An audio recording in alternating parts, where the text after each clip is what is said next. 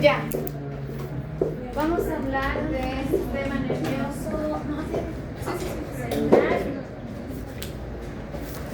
Y tenemos que hacer nuevamente un recordatorio general, ¿sí?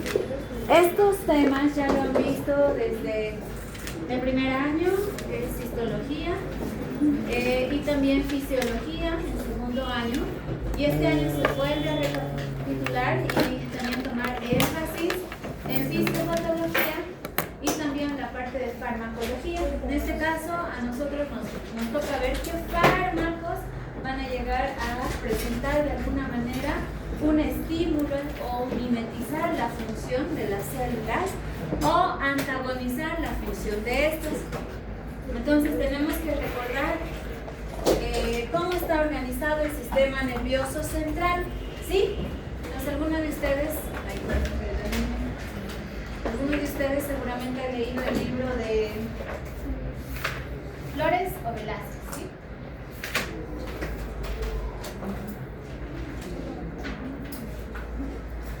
Vamos, la organización del sistema nervioso central como tal, entonces vamos a mencionar y recordar que va a dividirse particularmente en dos, ¿verdad? Un sistema nervioso central y un sistema nervioso periférico.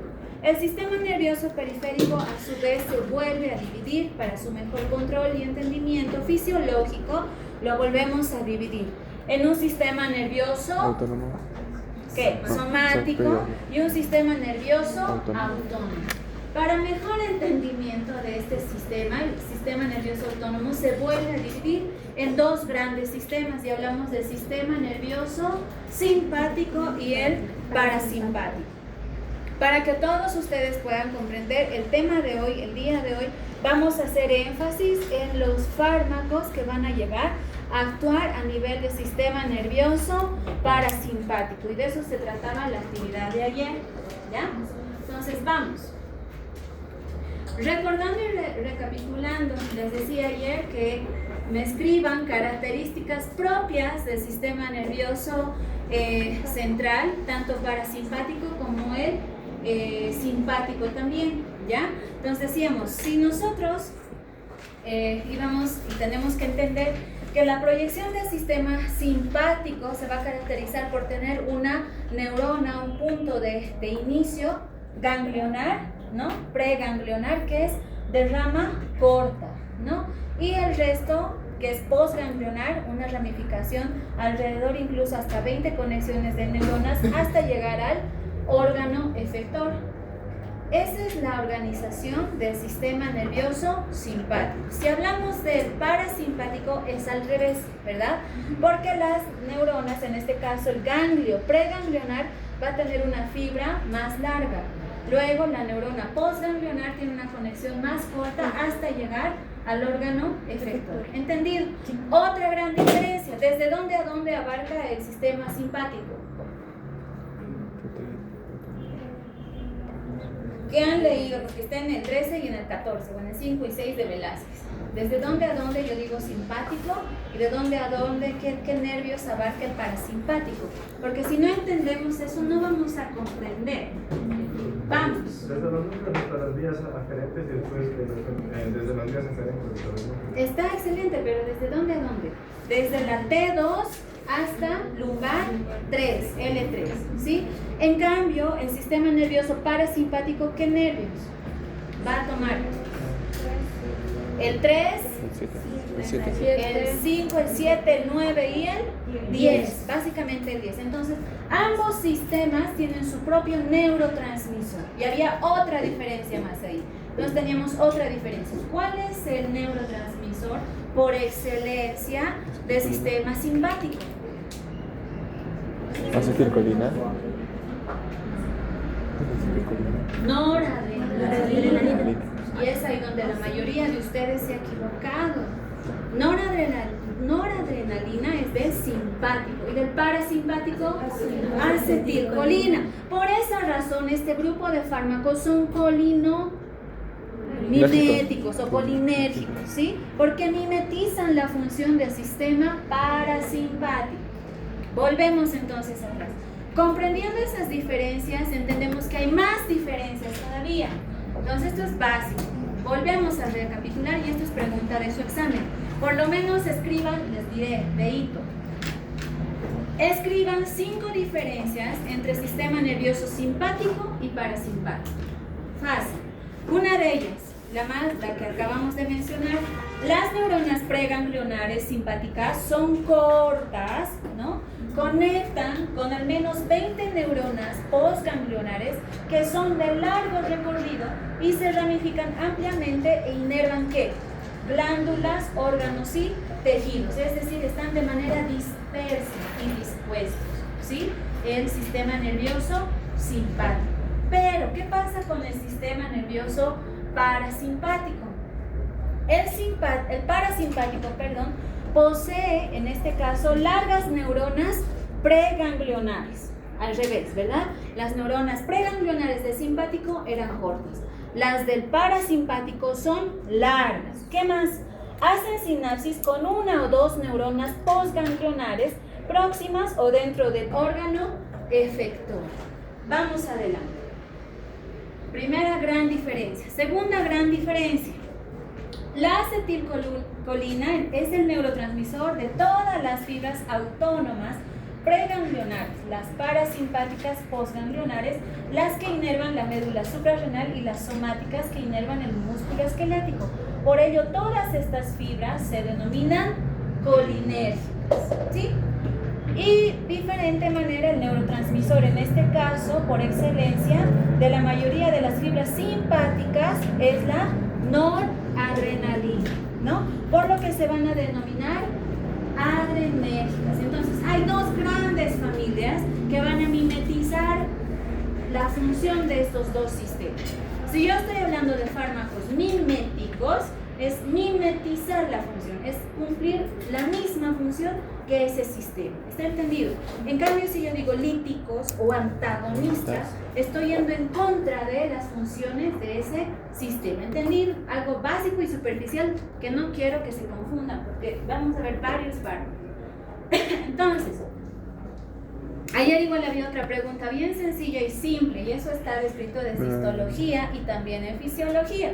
Les decía qué es o cuál es la definición o concepto de un neurotransmisor.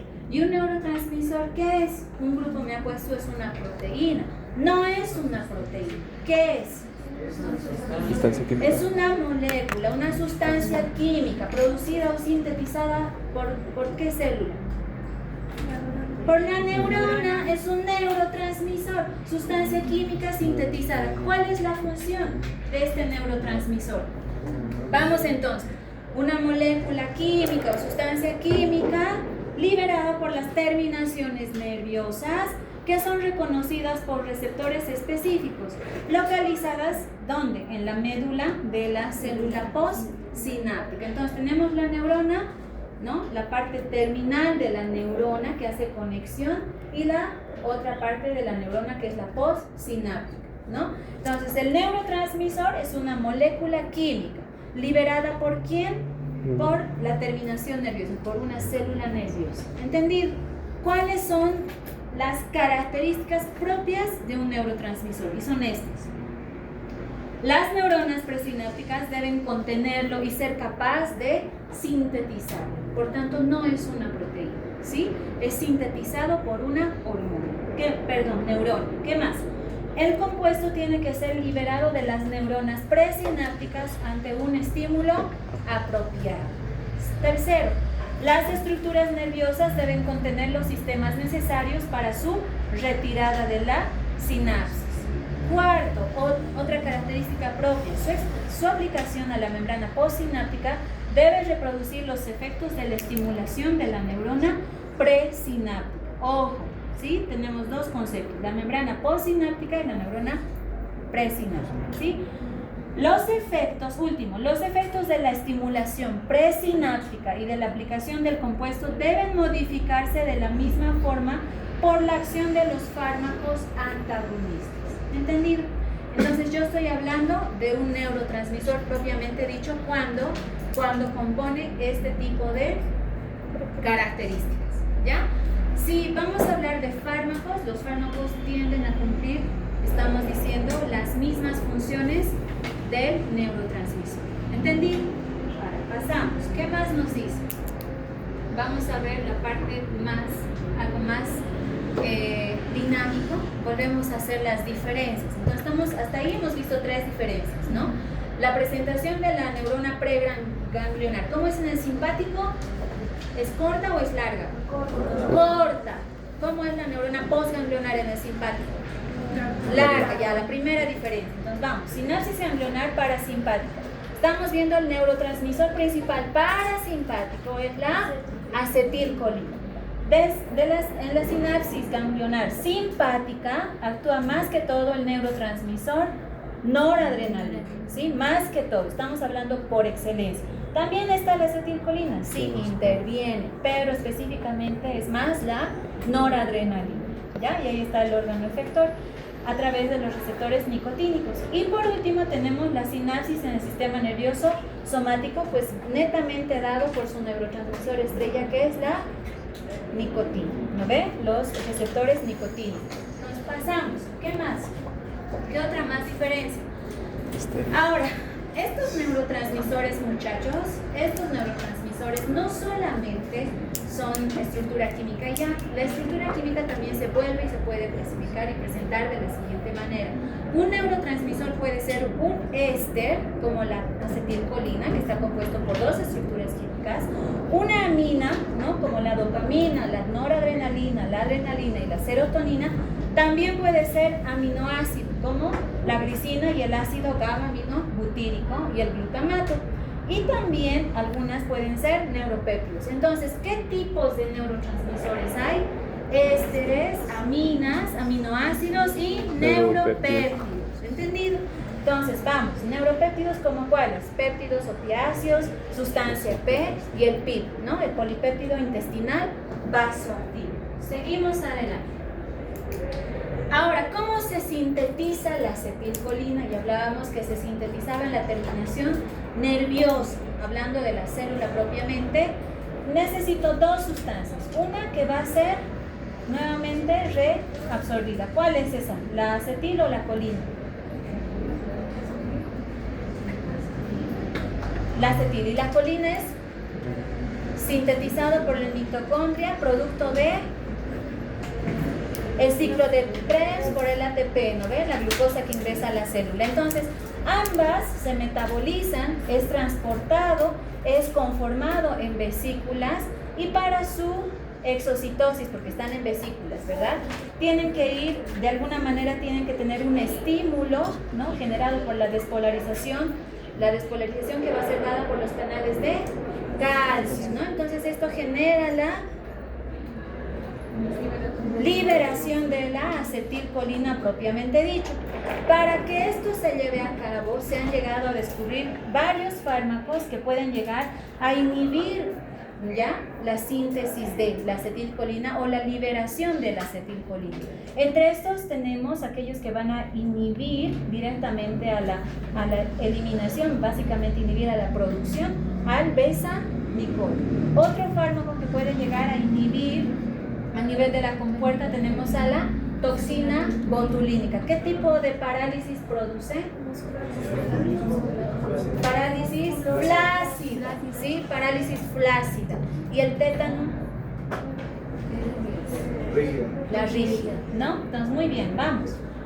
¿Qué más? Otro fármaco que puede llegar a inhibir a los canales de sodio, en este caso, es el hemicolina, ¿sí? Entonces vamos más adelante y por último acá en esta parte tenemos los inhibidores de la acetilcolinesterasa, que es la enzima encargada de desintegrar, ¿no? A las 2 partes. Entonces vamos adelante, ¿sí?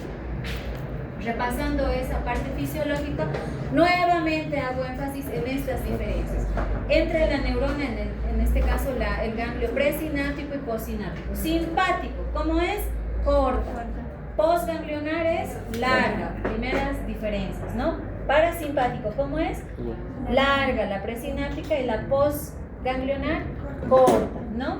¿Cuál es el neurotransmisor principal del parasimpático? Acetilcolina, y en cambio del simpático, noradrenalina. Yo creo que hasta ahí está más claro y más entendido. Entonces, esta primera parte es netamente introducción y es más literal. ¿Sí? Entonces lo voy a tratar de hacer un poco más rápido y que no sea cansado. Funciones del sistema nervioso simpático, pues básicamente es ajustarse en respuesta a las situaciones, en este caso de estrés, traumatismos, miedo, hipoxemia, frío y ejercicio que tienen que ver más con el sistema simpático, ¿no? Si ustedes se dan cuenta. Entonces, vamos más adelante. Funciones propias y características más propias aún de estos sistemas. Preguntábamos ayer que escriban 5 características propias del sistema simpático. Entonces, el simpático, ¿qué provoca a nivel de la vista? Midriasis, dilatación de la pupila. ¿Qué más? Inhibe la salivación, relaja los bronquios, acelera. Entonces, si digo que acelera el impulso cardíaco, ¿cuáles son las propiedades del corazón? ¿Qué han visto en fisio? Inotropismo, palmotropismo, promotropismo y palmotropismo. Ya, vamos. Inhibe la actividad digestiva, estimula la liberación de la glucosa por el hígado, la secreción de adrenalina y norepinefrina por el riñón, ¿no? Relaja la vejiga y contrae el recto. Las funciones del parasimpático, y esta clase va a ser netamente para recalcar una y otra vez esta parte, es la siguiente. Contrae la pupila, por tanto provoca miosis, ¿no? Miosis o miosis. ¿Qué más? Estimula la salivación, reduce el latido cardíaco, pero cuando hablamos de intoxicación por órganos fosforados, esta bradicardia puede llegar a provocar como un feedback y provoca taquicardia, ¿sí? Entonces, y luego un bloqueo directo. Pasamos. Contrae los bronquios, lo que es la broncoconstricción, estimula la actividad digestiva, estimula la secreción de vía biliar, contrae la vejiga y relaja el recto. ¿Entendido? Entonces, funciones básicas de cada sistema. Arcos reflejos, la mayoría de los impulsos aferentes se van a traducir de forma involuntaria en respuestas reflejas, claro, obviamente a través de los receptores nicotínicos, ¿ves?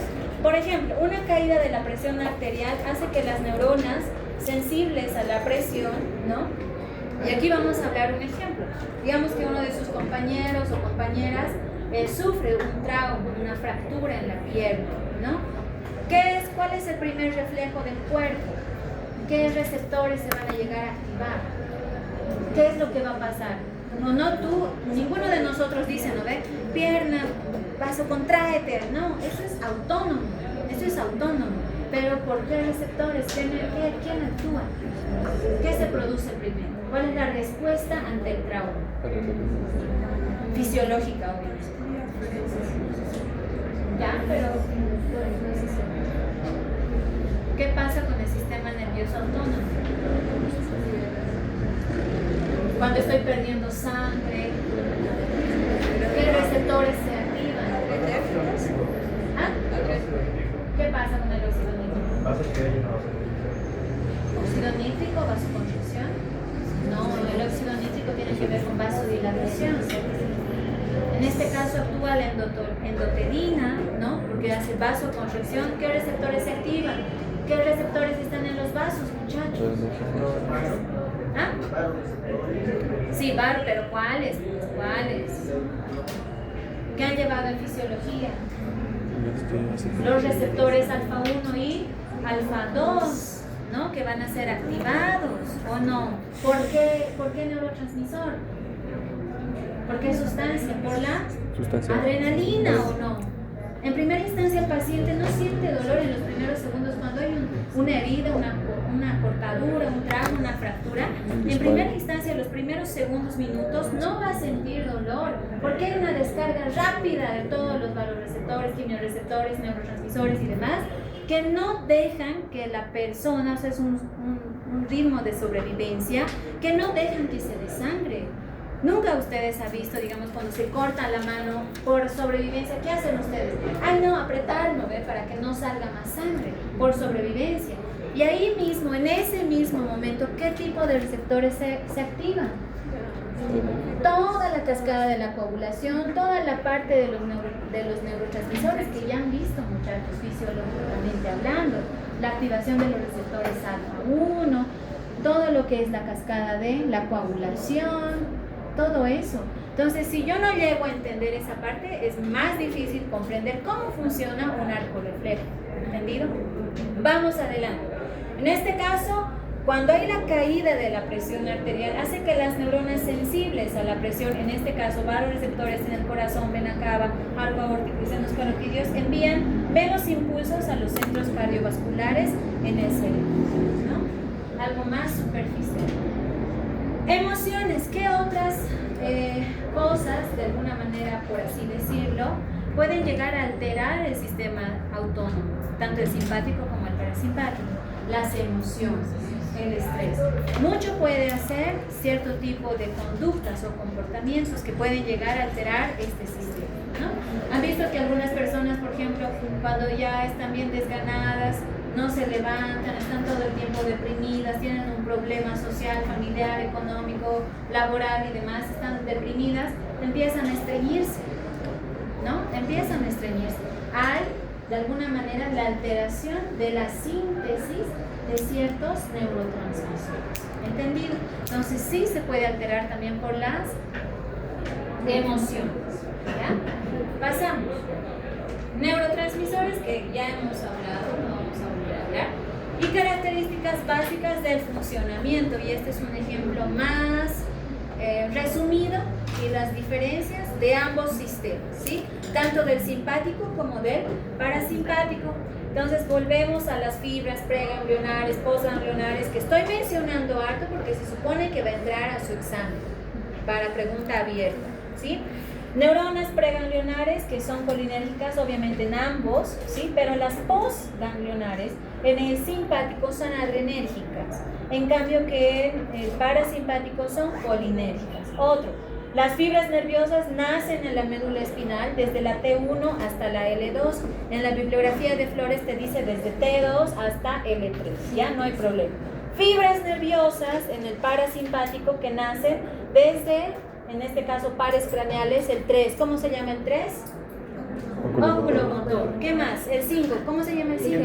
Trigémino. El 7, facial. El 9, glosofaringio. Y el 10, el vago. Entonces, todos estos pares craneales, ¿de dónde derivan? Del sistema parasimpático. ¿Qué más?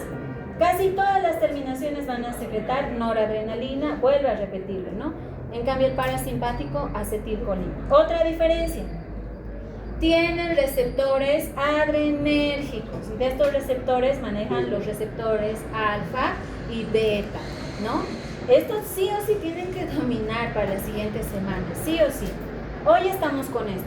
Receptores colinérgicos, muscarínicos en este caso, y nicotínicos. Vamos a repasar entonces. ¿Cuántos receptores muscarínicos hay?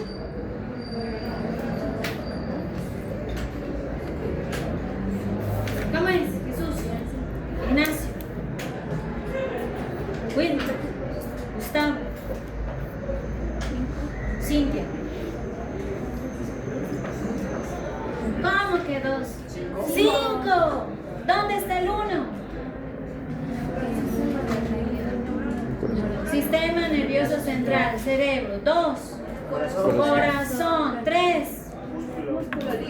Músculo liso. Y 4 y 5 son inhibitorios y también el sistema nervioso central. De esos 5 vamos a hacer hincapié en los 3, ¿sí? En M1, M2 y M3. En cambio, se habla de los receptores nicotínicos. ¿Cuáles son los receptores nicotínicos? Ayer me han puesto alfa, pero que ese es un subtipo, les diré. ¿Dónde están los receptores nicotínicos? ¿Dónde están?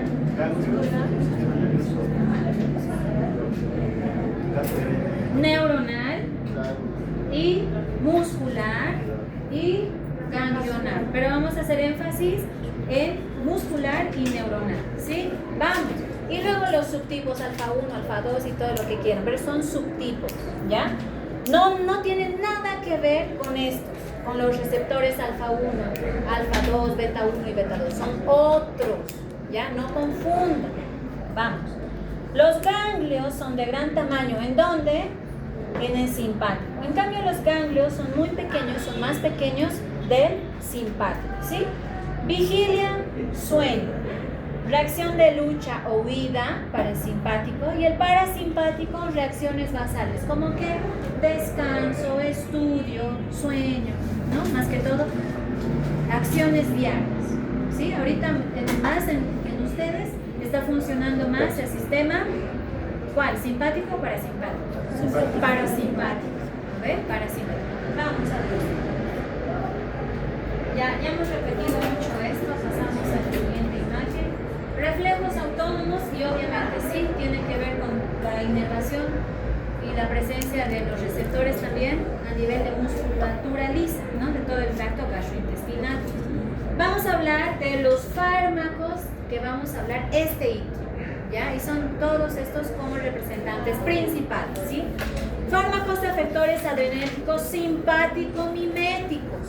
Simpático-miméticos. Es decir, que su acción la van a tener en receptores adrenérgicos. Hablamos de los receptores alfa 1, alfa 2, beta 1 y beta 2. ¿Entendido? ¿Cuáles son?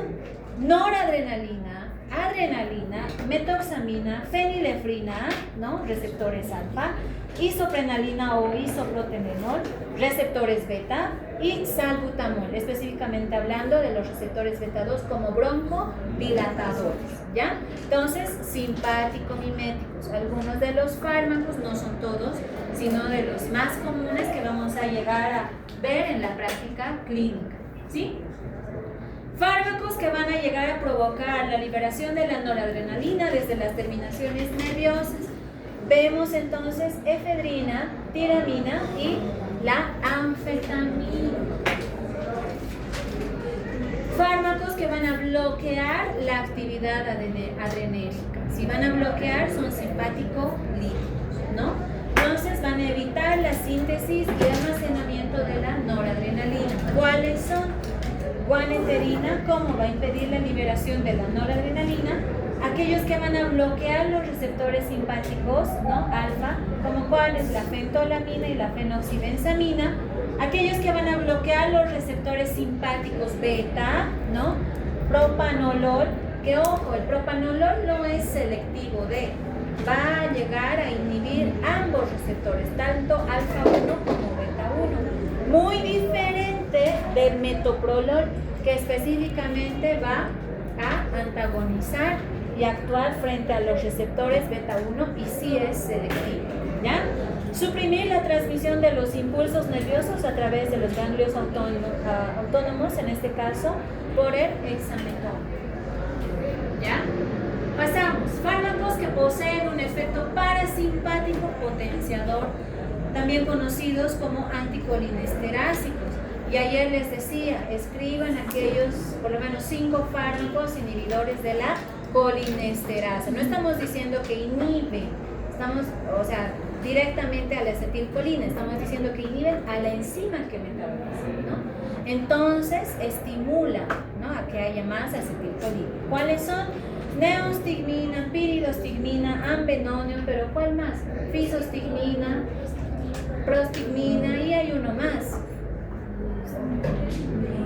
Piridostigmina, ¿ven? Entonces, pasamos. Fármacos que bloquean la actividad colinérgica en los órganos efectores, en este caso antimuscarínicos. Los más conocidos, el más famoso es la atropina, seguidamente omatropina y la escopolamina. Entonces, como antagonistas propiamente dicho del sistema parasimpático, tenemos a la atropina, ¿sí? Antagonista antagonista, ¿sí? La atropina. Entonces, ¿para qué voy a usar la atropina? Para intoxicación por órganos fosforados, ¿no? Entonces, vamos adelante. Fármacos que van a estimular las neuronas postganglionares autónomas, ¿sí? Vamos a ver. Acetilcolina en ambos sistemas, nicotina receptora, en este caso a la acetilcolina del tipo nicotínico, la metacolina con acción nicotínica y muscarínica, la pilocarpina con acción netamente muscarínica, ¿sí? Fármacos que van a estimular ya las neuronas postganglionares autónomas a través de ambos receptores. Fármacos bloqueantes ganglionares. Y tenemos al ion tetraetilamonio, el ion hexametonio y el pentolino. Ya, vamos. Ya para ir terminando, pues vemos, ¿no? La acción, el color rojo son las acciones fisiológicas propiamente dichas del simpático y las que están en azul del parasimpático, ¿sí? Entonces está, creo que por demás andarles repitiendo una y otra vez, ya para ir terminando, ¿sí? Y yo lo que quiero es que luego de que lean tanto Velázquez o Flores, recién lean el video del doctor Vargas, ¿sí? Recién, porque si no ven, no van a entender nada. Es imposible memorizar si no sabes de lo que estás hablando, ¿sí? Si no sabes de lo que estás hablando en fisiología, no vas a poder meterte aquí fármacos, no, ni queriendo, ¿entendido? Entonces, nuevamente hacemos un resumen. Sistema nervioso simpático. Fisiológicamente, ¿cuáles son los receptores? Fisiológicamente hablando del sistema simpático, el neurotransmisor, noradrenalina, simpático, noradrenalina, simpático, noradrenalina. ¿Está entendido? Simpático, ¿quién es eso? Noradrenalina. A ver, parasimpático, acetilcolina. Ya, espero que en su examen no se equivoque. Estamos repitiendo una y otra vez. Parasimpático, acetilcolina. Ok, estas son las diferencias básicas. Fisiológicamente, para que se entienda, ¿no? Lo compara como lucha y huida y una respuesta al estrés, ¿no? En cambio, el parasimpático como un descanso, alimentación, estudio, lectura y demás. Farmacológicamente hablando, pues vamos a hablar de todos estos medicamentos, pero el día de hoy vamos a hacer hincapié en estos, ¿ya? En los que van a llegar a actuar en el sistema nervioso parasimpático, tanto en los miméticos como en los antagonistas, ¿ya? Volvemos para seguir avanzando.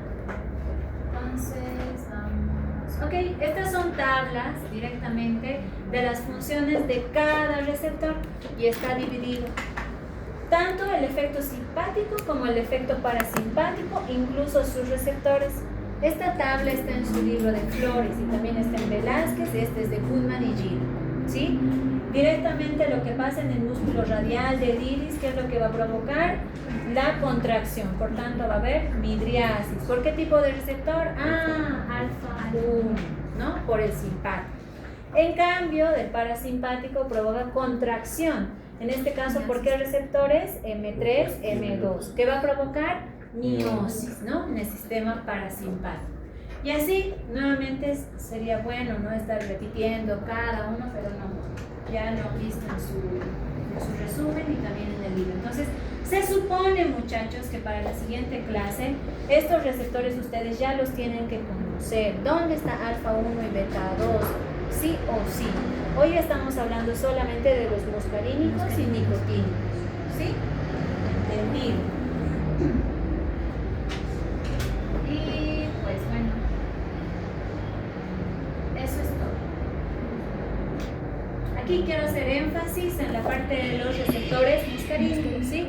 Tenemos tipo 1, tipo 2, tipo 3, tipo 4 y tipo 5. Si nosotros vamos a ver en cambio la relevancia en las enfermedades, la función principal, el mecanismo efector, la localización, ¿no? Y hacemos énfasis en que M1 está donde en ganglios autónomos, básicamente sistema nervioso central, El M2 también, pero más que todo se encuentra en miocardio, ¿no? Propios del corazón, músculo liso también, pero si ustedes van viendo, ganglios autónomos y sistema nervioso central para M1, ¿no?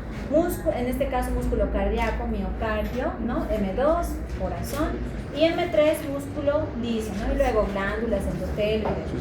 Entonces, M4 y M5, sistema nervioso central, al igual que M1, ¿ya?